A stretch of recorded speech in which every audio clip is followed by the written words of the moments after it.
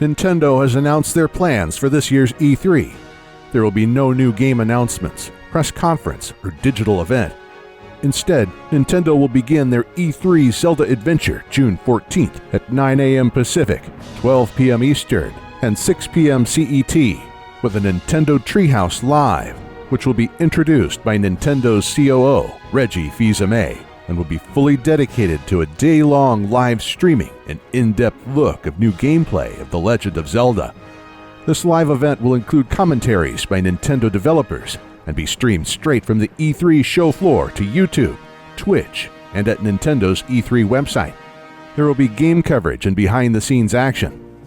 With the stream, Nintendo's E3 booth will be transformed to immerse attendees in the world of Zelda Wii U, which will be for the first time playable at the show floor.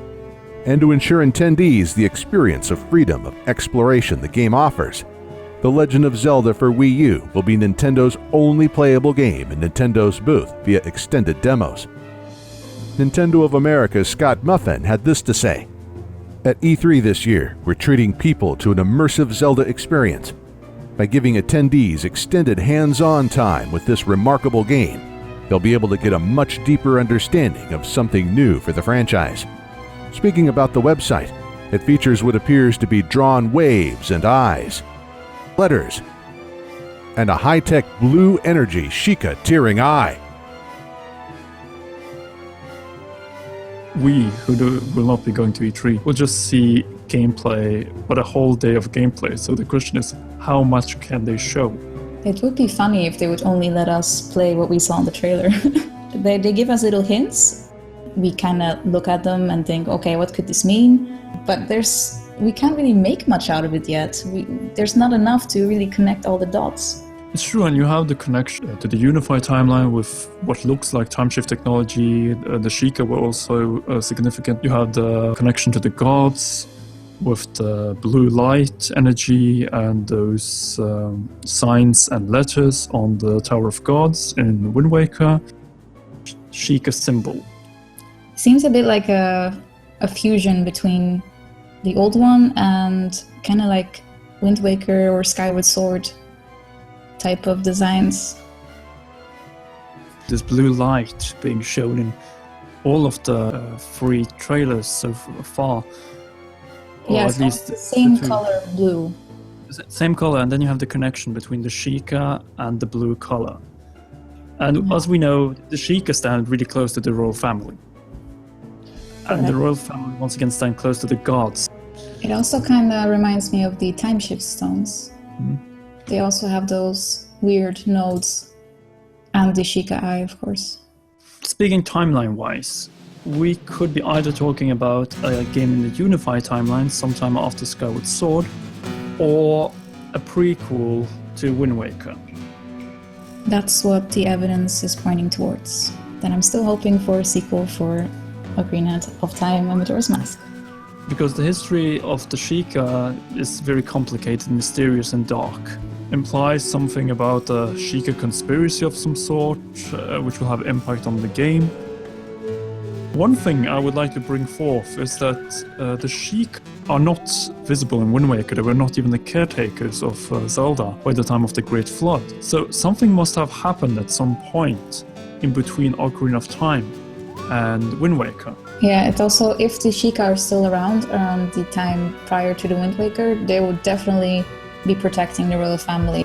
So the Sheikah around that time, after the flood, they're gone. Yeah, if they're going to be playing a prominent role, then this game will have to take place somewhere very early in the timeline, because they're pretty much gone after the Civil War.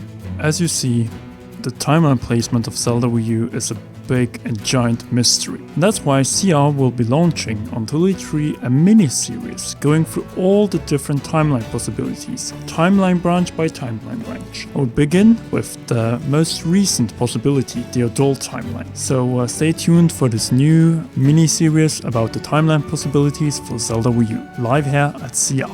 But what we do know from series producer Eiji Aonuma is that Zelda Wii U will be a clear break from past conventions, remove boundaries for a non-linear experience, and introduce completely new gameplay never experienced before in a Zelda game. And with it is time for an announcement.